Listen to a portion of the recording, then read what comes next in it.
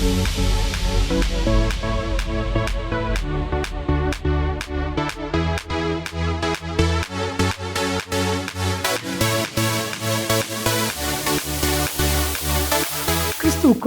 மிகவும் பிரியமானவர்களே, திருமறை தியானம் இந்த நிகழ்ச்சியை நமக்கு வழங்குகிற மதிப்பிற்குரிய டாக்டர் ரெவரண்ட் பால்ராஜ் அதிசயமணி ஐயா மும்பை பட்டணத்தில் மெத்தடிஸ்ட் திருச்சபையினுடைய போதகராய் பணியாற்றி இறைபணியை செய்தவர்கள். கடந்த 40 ஆண்டுகளாக இந்தியாவிலும் உலகத்தின் பல தேசங்களிலும் ஆண்டவருடைய அருள் வார்த்தையை வல்லமையாய் பிரசங்கித்து வருகிறார்கள். திருச்சபைகள், ஊழியர் நிறுவனங்கள், இன்னும் பல பகுதிகளிலே கர்த்தரால் வல்லமையாய் பயன்படுத்தப்பட்டு வருகிறார்கள். முழு வேதாமத்தை குறித்தான விளக்க உரையும் ஏறத்தாழ 125 புத்தகங்களும் கர்த்தர் அவர்களை கொண்டு எழுத வைத்திருக்கிறார். அவர்களுடைய எளிமையான பிரசங்கம், வல்லமை நிறைந்த கர்த்தருடைய வார்த்தை, ஆழமான கருத்துக்கள், வேதாகமத்தினுடைய ஆழமான விளக்க உரைகள் பலாயிரக்கணக்கான லட்சக்கணக்கான மக்களுக்கு மிகவும் பிரோஜனமாக, ரட்சிப்புக்கு ஏதுவாக கர்த்தர் அன்பு ஐயாவை பயன்படுத்தி வருகிறார். இப்பொழுதும் நமது கிராஸ்டிவில் திருமறை தியானம் என்கிற நிகழ்ச்சியில் கர்த்தர் அவர்களை பயன்படுத்துகிறார். இந்த நிகழ்ச்சியை மற்றவர்களுக்கு சொல்லுங்க, நீங்களும் பாருங்க. கர்த்தர் அன்பு ஐயாவை வல்லமையாக எடுத்து பயன்படுத்துவார். ஆண்டவருடைய பிரசனத்தில் மீண்டுமாக உங்களை காணும் பொழுது அதிக மகிழ்ச்சி அடைகிறேன். இந்நாளிலும் உங்கள் மத்தியில் வந்து உறவு கொள்ளவும் ஆண்டவருடைய வசனத்தை பகிர்ந்து கொள்ளவும் தருணம் கொடுத்த ஆண்டவரை துதிப்பதோடு எனக்கு வாய்ப்பளித்த உங்களுக்கு என்னுடைய நன்றியை நான் தெரிவித்துக் கொள்கிறேன். அப்போஸ்தலர் 16ஆம் அதிகாரம் எடுங்கள். அப்போஸ்தலர் 16ஆம் அதிகாரம் 12ஆம் வசனம் முதல் 12 முதல் 15 வரை நான் வாசிக்கிறேன். நீங்கள் என்னை வேதத்தில் பின்தொடருங்கள். வேதம் உங்களுடைய கையில் இருக்க வேண்டும், மடியில் இருக்க வேண்டும், மேஜையில் இருக்க வேண்டும். அப்போஸ்தலர் 16:12 முதல். அங்கே இருந்து மக்கெதோனியா தேசத்து நாடுகளில் ஒன்றிற்கு தலைமையானதும் ரோமர் குடியேறினுமான பிலிப்பி பட்டணத்துக்கு வந்து அந்த பட்டணத்திலே சில நாள் தங்கியிருந்தோம். ஓய்வு நாளில் நாங்கள் பட்டணத்துக்கு வெளியே போய் ஆற்றினருகே வழக்கமாய் ஜெபம் பண்ணுகிற இடத்தில் உட்கார்ந்து அங்கே கூடி வந்த ஸ்திரீகளுக்கு உபதேசித்தோம். அப்பொழுது தியத்தீரா ஊராளும் இரத்தாம்பரம் விற்கிறவளும் தேவனை வணங்குகிறவளுமாகிய லீதியாள் என்னும் பேரில் ஒரு ஸ்திரீ கேட்டுக்கொண்டிருந்தாள். பவுல் சொல்லியவைகளை கவனிக்கும்படி கர்த்தர் அவள் இருதயத்தை திறந்தருளினார். அவளும் அவள் வீட்டாரும் ஞானஸ்நானம் பெற்ற பின்பு அவள் எங்களை நோக்கி, நீங்கள் என்னை கர்த்தரிடத்தில் விசுவாசம் உள்ளவள் என்று எண்ணினால் என் வீட்டிலே வந்து தங்கியிருங்கள் என்று எங்களை வருந்தி கேட்டுக்கொண்டாள் என்று சொல்லி வாசிக்கிறோம். லீதியாள் என்ற சொல்லுக்கு மேன்மை என்ற அர்த்தம். மேன்மையான ஒரு வாழ்க்கையை நடத்த அழைக்கப்பட்டவள் இந்த லீதியாள். அப்போஸ்தலர் 16ஆம் அதிகாரத்தில் 2 பெண்மணிகளை பார்க்கிறோம்.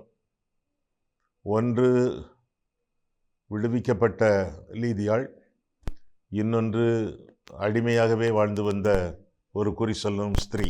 2 பேரை குறித்து பார்க்கிறோம் அப்போஸ்தலர் 16ஆம் அதிகாரத்திலே. இந்த குறி சொல்லும் பெண்ணை குறித்து அடுத்த தடவை நாம் சந்திக்கும் பொழுது சிந்திக்கலாம்.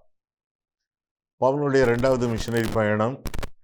பவுல் உண்டு, சீலா உண்டு, தீமோத்தேயு உண்டு, லூக்கா உண்டு. இந்த 4 பேரும் முக்கியமான நபர்களாக அந்த மிஷனரி டீம், அந்த அருட்பணி குழுவிலே கலந்து கொள்வதாக பார்க்கிறோம்.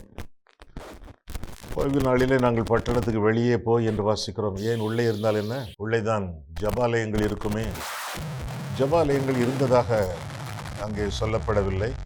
ஒரு ஜபாலயத்தை ஆரம்பிக்க வேண்டும் என்றால் 10 உறுப்பினர்கள் தேவை, 10 விசுவாசிகள் தேவை. 10 விசுவாசிகள் கூட அங்கே இல்லாமல் இருக்கலாம். வெறுமனை யூதர்கள் மட்டுமே இருக்கலாம், கிறிஸ்தவர்கள் அங்கே இல்லாமல் இருக்கலாம். மற்றபடி ஜபாலயம் அங்கே இல்லை. ஸ்திரீகள் ஆற்றங்கரையில் கூடி வந்து ஜெபிக்கிறார்கள். ஆற்றங்கரையில் வந்து கூடி வந்து ஜெபித்து கொண்டிருக்கும் பொழுது அவர்கள் ஆலயத்திலே அனுமதிக்கப்பட மாட்டார்கள். ஜபாலயத்திற்குள்ளே அவர்கள் செல்ல முடியாது.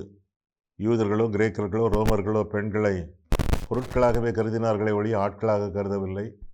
ஆண்டவரே, நீர் என்னை ஒரு பெண்ணாக படைக்கிறதுனாலே உமக்கு ஸ்தோத்திரம் என்று ஒரு யூதன் ஒவ்வொரு நாளும் ஜெபிப்பான் என்று சரித்திர ஆசிரியர்கள் சொல்கிறார்கள். அப்படிப்பட்ட சூழ்நிலையிலே லீதியாள், அவளும் அவளோடு இருந்த மற்ற சகோதரிகளும் ஜெபிக்க ஆற்றங்கரைக்கு வந்ததாக வேதத்தில் வாசிக்கிறோம். அவர்களை பவுல் சந்திப்பதாக பார்க்கிறோம். அவர்களுக்கு பவுல் சுவிசேஷத்தை சொன்னதாக சத்தியம் அறிவிக்கிறதாக நாம் பார்க்கிறோம்.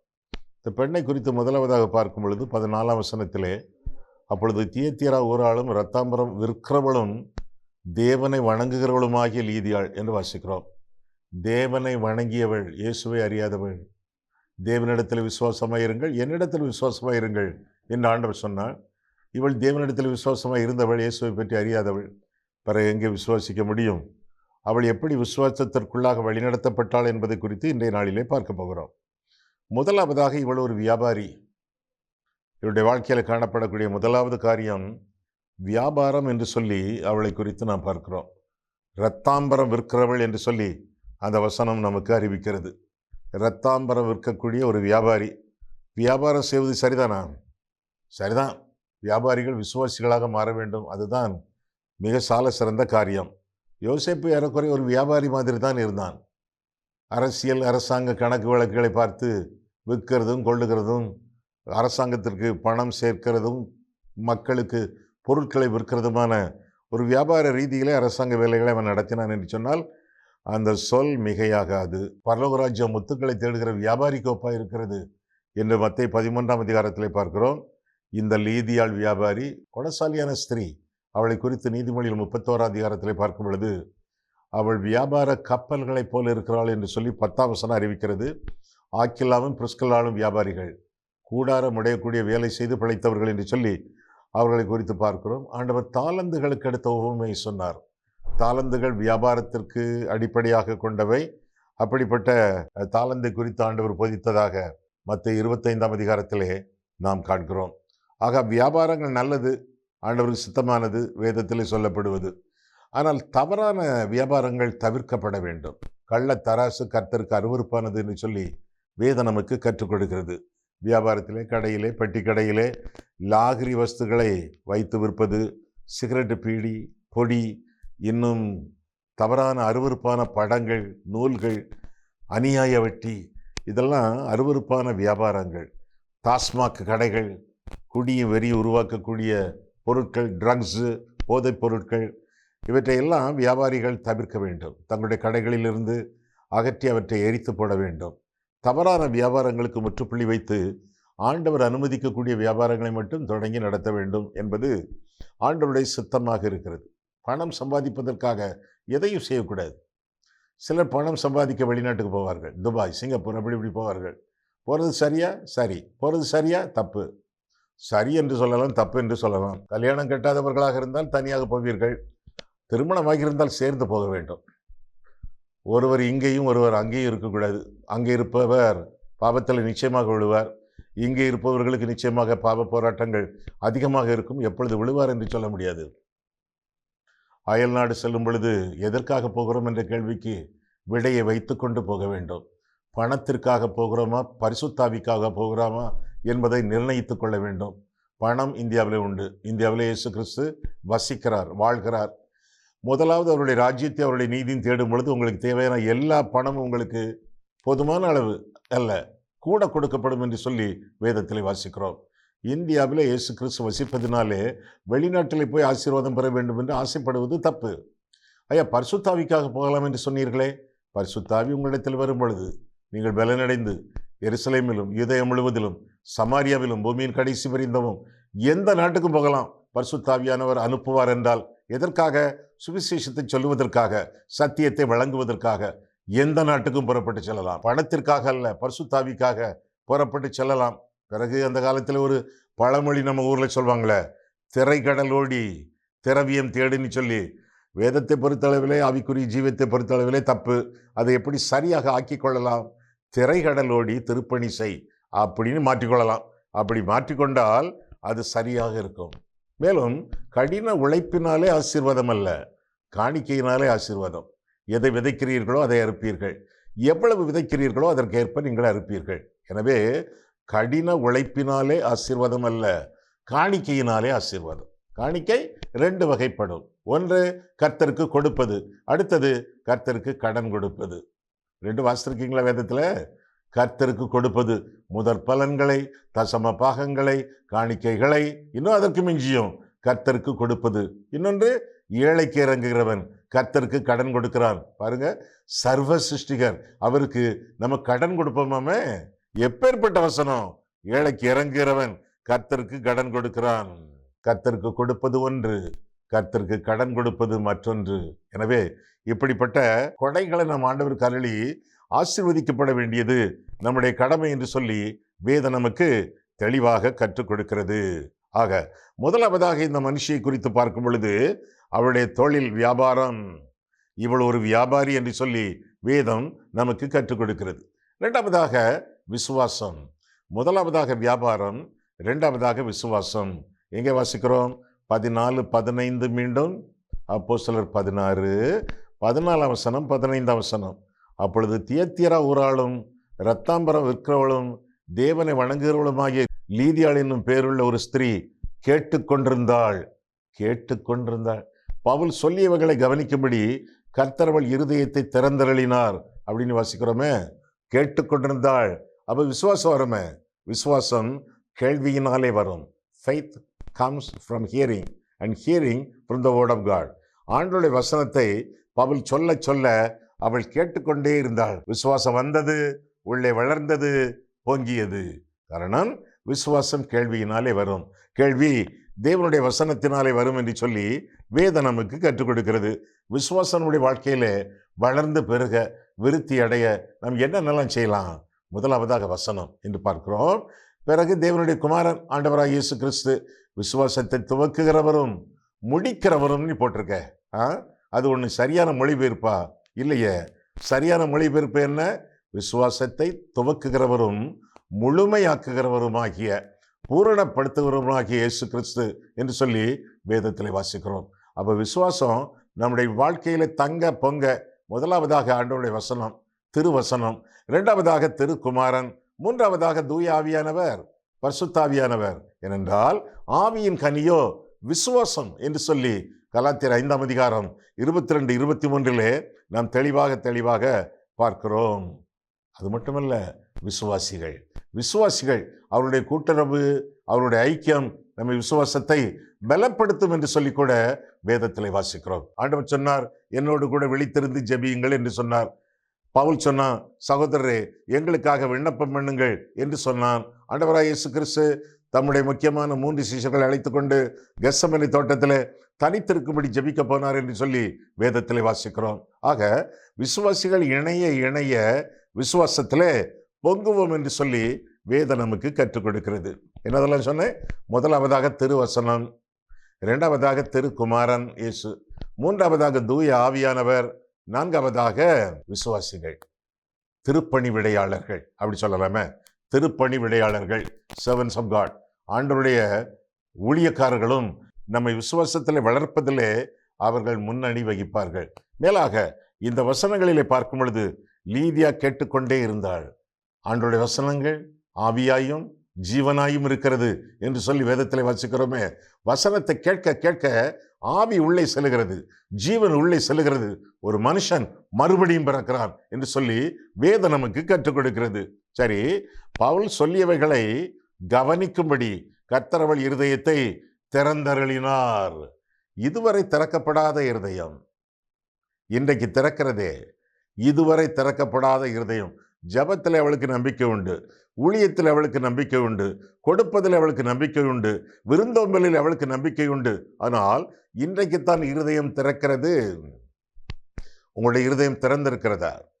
ஒருவேளை நீங்கள் ஜெபிக்கக்கூடிய ஒரு நபர், கொடுக்கக்கூடிய ஒரு நபர், உபசரிக்கக்கூடிய ஒரு நபர், ஆண்டவரை பிரியப்படுத்த விரும்பக்கூடிய நபர், தேவனை வணங்கக்கூடிய விசுவாசி நீங்கள் இருப்பினும் உங்களுடைய இருதயம் திறந்திருக்கிறதா? இயேசு கிறிஸ்துவை இரட்சகராக ஏற்றுக்கொண்டிருக்கிறீர்களா? தேவனை வணங்குகிறவளாகிய லீதியாள் இதுவரை இருதயத்தை திறந்த இயேசுவுக்கு ஒப்பு கொடுக்கவில்லை. இன்றைக்கு அந்த அற்புதம் நடந்தது. உங்களுடைய வாழ்க்கையிலே இன்றைக்கு அந்த அற்புதம் நடக்க வேண்டும். இன்றைய அனுக்கிரக காலம், இதுவே ரட்சணி நாள். சகையை பார்த்து ஆண்டவர் சொன்னார், இன்றைக்கு இந்த வீட்டுக்கு ரட்சிப்பு வந்தது. மனம் திரும்பின கள்ளனை பார்த்து ஆண்டவர் சொன்னார், இன்றைக்கு என்னுடைய கூட பரதீசில் இருப்பாய் என்று மெய்யாகவே நான் உனக்கு சொல்லுகிறேன். ஆக ரட்சிப்பு என்பது நாளைக்கு அல்ல, ரட்சிப்பு என்பது இன்றைக்கு. இன்றைக்கு அனுக்கிரக காலம், இதுவே ரட்சணியத்தின் நாள். எனவே காலம் கடத்தாமல் கர்த்தர் இரட்சகராக ஏற்றுக்கொள்ள வேண்டியது நம்முடைய கடமை என்று சொல்லி வேதம் நமக்கு கற்றுக் கொடுக்கிறது. இயேசுவை இருதயத்தில் இரட்சகராக ஏற்றுக்கொண்டிருக்கிறீர்களா? இல்லை, இது கொஞ்சம் வயசு தான், எங்களுக்கு சிற்றின்பங்களில் எங்களுக்கு அதிக நாட்டம் உண்டு, பிரியம் உண்டு, அதை அனுபவிக்கணும், இதை அனுபவிக்கணும், களவையும் கற்றுமரன்னு சொல்லியிருக்காங்க, அதனால நாங்கள் உலகத்தை நல்லா அனுபவிச்சுட்டு கடைசி நாள் ஆண்டவருக்கு ஒப்பு கொடுப்போம். ஆமாம், உங்களுக்கு கடைசி நாள் எதுன்னு தெரியுமா? தெரியாதோ? தலை சொல்றீங்களோ? கடைசி நாள் எதுன்னு உங்களுக்கு தெரியாது, எனக்கும் தெரியாது. இன்றைக்கு இதுதான் கடைசி நாள் என்று கருதி இயேசு கிறிஸ்துவை இருதயத்திலே சொந்த ரட்சகராக ஏற்றுக்கொண்டு வாழ வேண்டியது உங்களுடைய கடமை, கடன், கடப்பாடு என்று சொல்லி அறிந்து கொள்ள வேண்டும். ஆக இந்த மனுஷி விசுவாசியாக மாறினாள் என்று சொல்லி வேதத்திலே வாசிக்கிறோம். வியாபாரி இப்பொழுது விசுவாசி. அநேக வியாபாரிகள் விசுவாசிகளாக மாறிக்கொண்டிருக்கும் பொழுது சில விசுவாசிகளோ வெறுமனே வியாபாரிகளாக மாறிக்கொண்டிருக்கிறார்கள். தவறு. ஆண்டவரை இருதயத்தில் இரட்சகராக ஏற்றுக்கொண்டு அவருக்கு மகிமையான வாழ்க்கை வாழ நாம் அழைக்கப்படுகிறோம். மூன்றாவதாக, முதல் வார்த்தை என்ன சொன்னேன்? வியாபாரம். இரண்டாவது வார்த்தை என்ன சொன்னேன்? விசுவாசம். மூன்றாவது வார்த்தை என்ன சொல்ல போறேன்? வீட்டார். வீட்டார் 15, அவளும் அவள் வீட்டாரும் ஞானஸ்நானம் பெற்ற பின்பு என்று வாசிக்கிறோம். கர்த்தருடைய வசனத்தை கேட்டு சத்தியத்தை அறிந்து சுவிசேஷத்தை பெற்று உடனடியாக தான் விசுவாசித்து வீட்டாரோடு கூட ஞானஸ்நானம் பெற்றார்கள் என்று சொல்லி வேதத்திலே வாசிக்கிறோம். வீட்டார் எல்லாரும் வசனத்தை கேட்டார்கள், விசுவாசிகள் ஆனார்கள் என்று வேதம் சொல்லவில்லை. இருப்பினும் ஒருத்தி இருதயத்தை திறந்தால் வீடு முழுவதற்கும் ஆசீர்வாதம் கிடைத்தது. வீடு முழுவதும் ஆசீர்வாதத்தை பெற்றார்கள். இது உண்மை. ஒரு குடும்பத்திலே ஒருவர் ரட்சிக்கப்பட்டார், ஒருவர் இயேசுவை ரட்சகராக ஏற்றுக்கொண்டால் மற்றவர்களை ஆண்டவர் தம்முடைய ரட்சிப்புக்கு நேராக வழி நடத்துவார் என்பது உண்மை. காரணம், கர்த்தராகிய இயேசு கிறிஸ்துவை நீ விசுவாசி, நீயும் உன் வீட்டாரும் ரட்சிக்கப்படுவீர்கள் என்று பவுலும் சீலாவும் பகிர்ந்ததாக வரக்கூடிய வசனங்களிலே நாம் பார்க்க போகிறோம். ஒருத்தி மட்டும் இருதயத்தை திறந்தால் வீட்டார் முழுவதும் ஞானஸ்நானம். ஞானஸ்நானத்தை பற்றி உங்களுக்கு ஏதாவது கேள்விகள் உண்டா? சுருக்கமாக சில காரியங்கள் சொல்லட்டுமா? ஞானஸ்நானம் வேதத்திலே 2 வகைப்படும். ஒன்று மனம் திரும்பிய ஞானஸ்நானம், இன்னொன்று உடன்படிக்கையின் ஞானஸ்நானம். மனம் திரும்பிய ஞானஸ்நானம், உடன்படிக்கையின் ஞானஸ்நானம். மனம் திரும்பியதற்கு அடையாளமான ஞானஸ்நானம். 2, உடன்படிக்கையில் உள்ளவருக்கு வீட்டாருக்கு ஞானஸ்நானம். இந்த 2ஐயும் வேதம் சொல்லுகிறது, வேதம் அறிவிக்கிறது, வேதம் ஆமோதிக்கிறது. மனம் திரும்பியவர்களுக்கு ஞானஸ்நானம். அது எப்படி? மத்தேயு 2ஆம் அதிகாரத்திலே பார்க்கும் பொழுது, மத்தேயு 2:38, பேதுரு அவர்களை நோக்கி, நீங்கள் மனம் திரும்பி ஒவ்வொருவரும் பாவ மன்னிப்புக்கென்று இயேசு கிறிஸ்துவின் நாமத்தினாலே ஞானஸ்நானம் பெற்றுக்கொள்ளுங்கள், அப்பொழுது பரிசுத்த ஆவியின் வரத்தை பெறுவீர்கள். மனம் திரும்புங்கள், ஞானஸ்நானம் பெறுங்கள். யாரை பார்த்து சொல்றான்? விசுவாசிகளை பார்த்தா இல்ல, கிறிஸ்தவர்களை பார்த்தா இல்ல, ஒரு தடவை ஞானஸ்நானம் பெற்றவங்களை பார்த்தா இல்ல. யாரை பார்த்து சொல்றான்? கொலகார பசங்களை பார்த்து சொல்றான். ஞானஸ்நானம்னா என்னன்னு தெரியாத அவங்கள பார்த்து சொல்றான். கர்த்தரை சிலுவையிலே அறைந்த குற்றவாளிகளை பார்த்து சொல்றான். அப்படியா? ஆமா. 36 பாருங்க, அப்போஸ்தலர் 2:36. ஆகையினால் நீங்கள் சிலுவையில் அறைந்த இந்த இயேசுவையே தேவன் ஆண்டவரும் கிறிஸ்துவாக்கினார் என்று இஸ்ரவேல் குடும்பத்தார், இயேசுவை சிலுவையில் அறைந்த கொலைகாரர்கள் இஸ்ரவேல் குடும்பத்தார் யாவரும் நிச்சயமாய் அறிய கடவர்கள் என்றான். இதை அவர்கள் கேட்ட பொழுது, எவர்கள்? கொலைகாரர்கள். இதை அவர்கள் கேட்ட பொழுது இருதயத்தில் குத்தப்பட்டவர்களாகி பேதுருவை மற்ற அப்போஸ்தலரையும் பார்த்து, சகோதரரே, நாங்கள் என்ன செய்ய வேண்டும் என்றார்கள். 38, மனம் திரும்புங்கள், மனம் திரும்பி ஞானஸ்நானம் பெற்றுக் கொள்ளுங்கள், அதாவது கிறிஸ்தவர்களாக மாறுங்கள். இஸ்ரவேல் குடும்பத்தாரே, யூதர்களே, நீங்கள் கிறிஸ்தவர்களாக மாற வேண்டும் ஞானஸ்நானத்தின் வழியாய் என்று சொல்லி மனம் திரும்பியதற்கேற்ற ஞானஸ்நானத்தை குறித்து பேதுரு அங்கே அறிவிப்பதாக நாம் வேதத்தில் வாசிக்கிறோம். பின்னர் அந்த வசனத்தை தொடர்ந்து பார்க்கும் பொழுது 39, வாக்குத்தத்தமானது உங்களுக்கும் உங்கள் பிள்ளைகளுக்கும். உங்கள் பிள்ளைகளுக்குங்கிறது ரொம்ப முக்கியமான வார்த்தைகள். அவற்றை நீங்கள் அண்டர்லைன் பண்ணிக்கொள்ளலாம், அடிக்கோடு போட்டுக் கொள்ளலாம். வாக்குத்தத்தமானது உங்களுக்கும் உங்கள் பிள்ளைகளுக்கும். நம்முடைய தேவனாகிய கர்த்தர் வரவழைக்கும் தூரத்தில் உள்ள யாவருக்கும், அதாவது புறஜாதிகளுக்கும் உண்டாயிருக்கிறது என்று சொல்லி இன்னும் அநேக வார்த்தைகளால் சாட்சி கூறி மாறுபாடு உள்ள இந்த சந்ததியை விட்டு விலகி உங்களை ரட்சித்துக் கொள்ளுங்கள் என்றும் புத்தி சொன்னான். அவனுடைய வார்த்தையை சந்தோஷமாக ஏற்றுக்கொண்டவர்கள் ஞான ஸ்நானம் பெற்றார்கள் என்று சொல்லி வேதத்திலே வாசிக்கிறோம். பெரியவர்களுக்கு சொல்லிவிட்டு ஆண்டவருடைய கிருபையிலே சிறியவர்களையும் பிள்ளைகளையும் பேதுரு இணைத்து சொல்வதாக வேதத்திலே வாசிக்கிறோம். சரி, வீட்டார் என்ற வார்த்தைக்குரிய விளக்கத்தை பார்ப்போம். இங்கிலீஷ்ல சொல்லிட்டு தமிழ்ல சொல்லட்டா? God covenants with a particular individual. The covenantal sign and the blessing belongs to the entire family. தேவன் ஒரு தனிப்பட்ட ஒரு ஆளோடு உடன்படிக்கை பண்ணுகிறார். உடன்படிக்கையின் அடையாளத்தை, ஆசீர்வாதத்தையும் குடும்பத்துக்கு கொடுக்கிறார். அது எப்படி கொடுக்கிறார்? அது எப்படி கொடுக்கலாம்? அது தேவனுடைய சித்தம், அது ஆண்டவருடைய கிருபை. அவருடைய சித்தத்தின்படி, அவருடைய கிருபையின்படி அவர் பெரியவர்களுக்கு மட்டுமல்ல சிறியவர்களுக்கும் வீட்டார் அனைவருக்கும் கொடுப்பதாக வேதத்திலே வாசிக்கிறோம். தனிப்பட்ட ஒரு ஆளோடு தெய்வம் உடன்படிக்கை பண்ணுகிறார். உடன்படிக்கையின் ஆசீர்வாதத்தை, அடையாளத்தையும் குடும்பத்துக்கு கொடுக்கிறார். எப்படி? நோவாவை குறித்து நாம் பார்க்கும் பொழுது ஆதியாகமம் 6ஆம் அதிகாரம் எடுத்துக்கொள்ளுங்கள். ஆதியாகமம் 6ஆம் அதிகாரத்திலே நான் பார்க்கும் பொழுது நோவா ஒரு தனிப்பட்ட நபர்.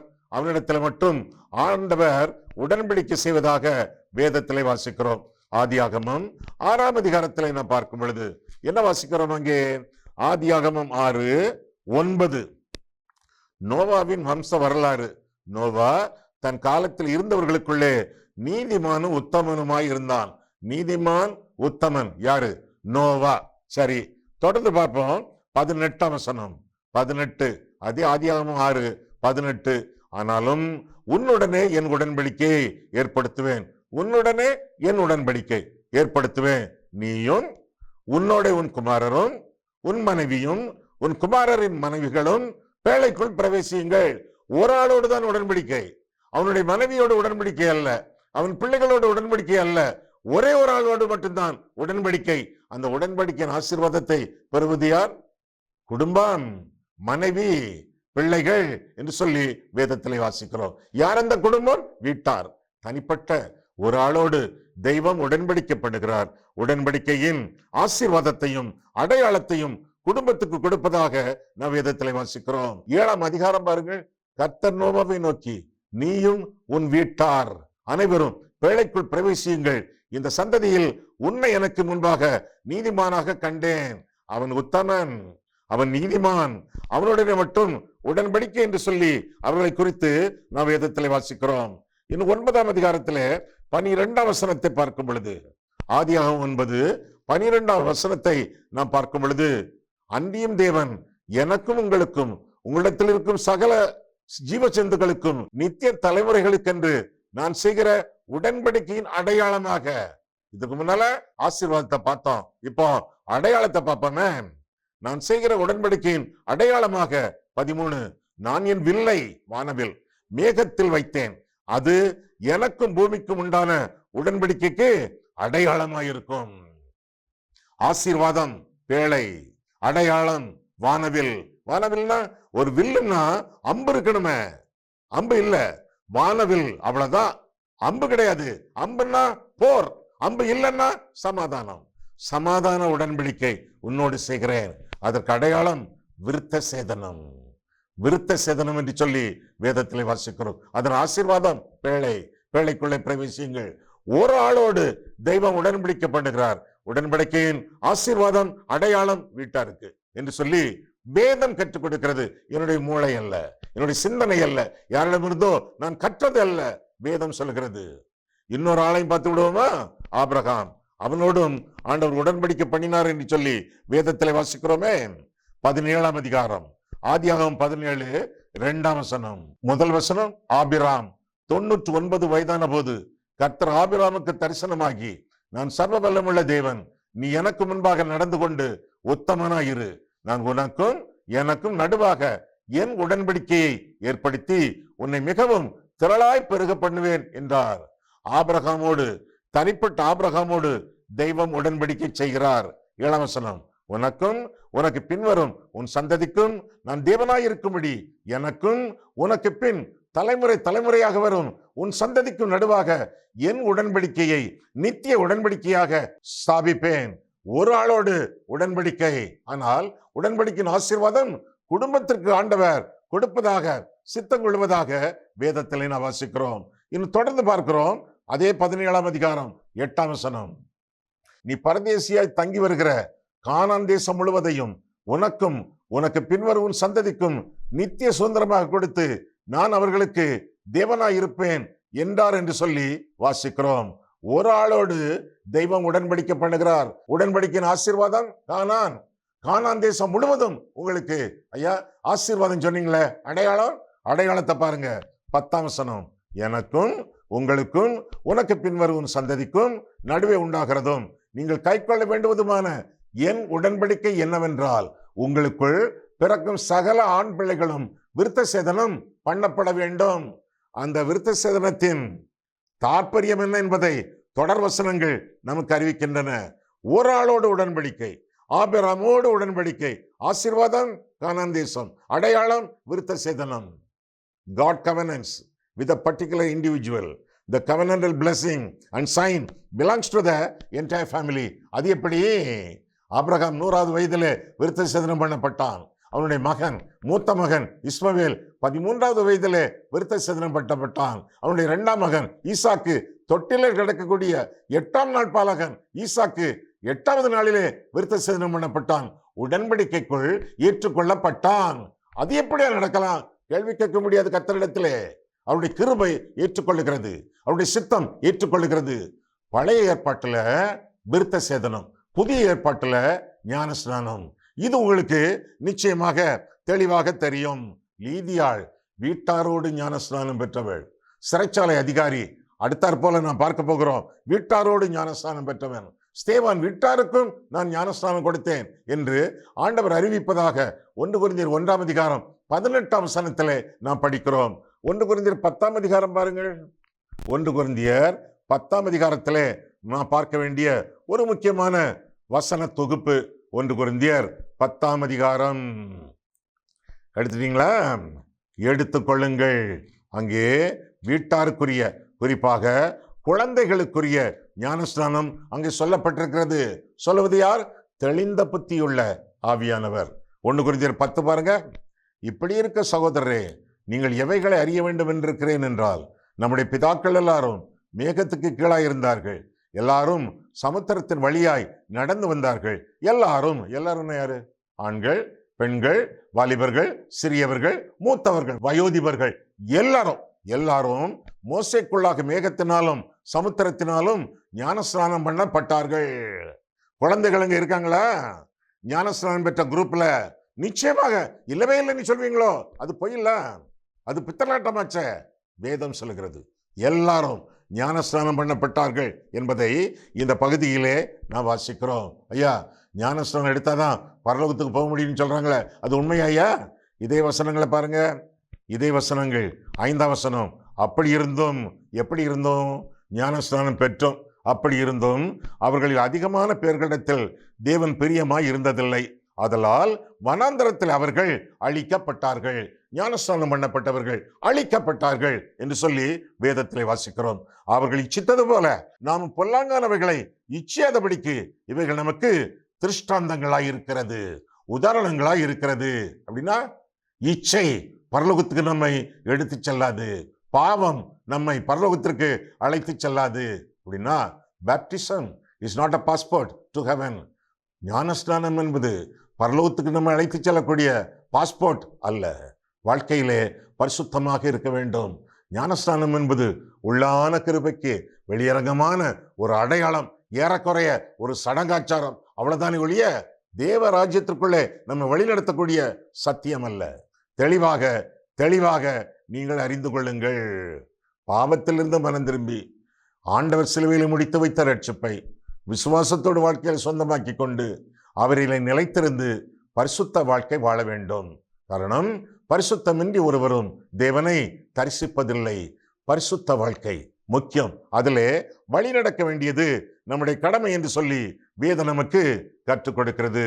ஆக தொடர்ந்து இன்னும் பார்க்கும் பொழுது இந்த மனுஷி லீதியாள் முதலாவதாக அவளை குறித்து பார்க்கும் பொழுது வியாபாரம், இரண்டாவதாக அவளை குறித்து பார்க்கும் பொழுது விசுவாசம், மூன்றாவதாக அவளை குறித்து பார்க்கும் பொழுது வீட்டார், நான்காவதாக அவளை குறித்து பார்க்கும் பொழுது விருந்தோம்பல். விருந்தோம்பல் இன்னும் பார்க்கிறோம். 15ஆம் வசனம், அவளும் அவள் வீட்டாரும் ஞானஸ்நானம் பெற்ற பின்பு அவள் எங்களை நோக்கி, நீங்கள் என்னை கர்த்தரிடத்தில் விசுவாசம் உள்ளவள் என்று எண்ணினால் என் வீட்டிலே வந்து தங்கியிருங்கள் என்று எங்களை வருந்தி கேட்டுக்கொண்டாள் என்று வாசிக்கிறோம். வருந்தி கேட்டுக்கொண்டாள். தங்குவதற்கு, அது மட்டுமல்ல உணவு உண்பதற்கு விருந்தோம்பலிலே சிறந்தவள். அந்நியரை உபசரித்தாள்.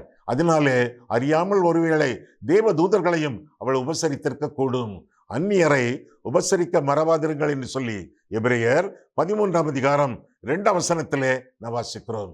அந்நியர்களை மட்டுமல்ல, அக்கிரமக்காரர்களையும் சத்துருக்களை சிநேகிங்கள் என்றும் ஆண்டவர் நமக்கு ஆணை கொடுத்தாரே, கட்டளை கொடுத்தாரே. மத்தேயு 5ஆம் அதிகாரம் 44 முதலாக ஆக விருந்தோம்பலிலே சிறந்து விளங்கக்கூடிய விசுவாசிகளாகவும் நாம் காணப்பட வேண்டும். இந்த பெண்ணிடத்தில் காணப்படக்கூடிய காரியங்கள் என்னென்ன? முதலாவதாக அவள் வியாபாரி, இரண்டாவதாக அவள் விசுவாசி, மூன்றாவதாக அவள் வீட்டாரோடு ஞானஸ்நானம் பெற்றவள், நான்காவதாக விருந்தோம்பலிலே சிறந்தவள். இப்பேற்பட்ட சிறப்புகள் நம்முடைய வாழ்க்கையிலும் பொருந்தி இருக்க வேண்டும். கண்களை மூடுவோம், கர்த்தரை பார்ப்போம். அன்புள்ள ஆண்டவரே, உம்முடைய வசனங்களை ஆராயவும், எங்கள் வாழ்க்கையை ஆராயவும் உங்களுடைய சந்நிதியிலே எங்களை வழிநடத்தினீர். அதற்காக நன்றி செலுத்துகிறோம் சுவாமி. லீதியாளிடத்தில் காணப்பட்ட ஆவிக்குரிய குணாதிசயங்கள் எங்களுடைய வாழ்க்கையில் காணப்படத்தக்கதாக, இந்த ஆவிக்குரிய பண்புகள் எங்களுடைய ஜீவியத்தை அலங்கரிக்கத்தக்கதாக எங்களை உம்முடைய சமூகத்திலே ஒப்புக் கொடுக்கிறோம் சுவாமி. எங்களை ஆசீர்வதியும். உம்முடைய ஆசீர்வதிக்கப்பட்ட பிள்ளைகளாக அனுதினமும் நாங்கள் வாழ அருள் செய்யும். இயேசு கிறிஸ்துவின் நாமத்தில் ஜெபிக்கிறோம் பிதாவே, ஆமென்.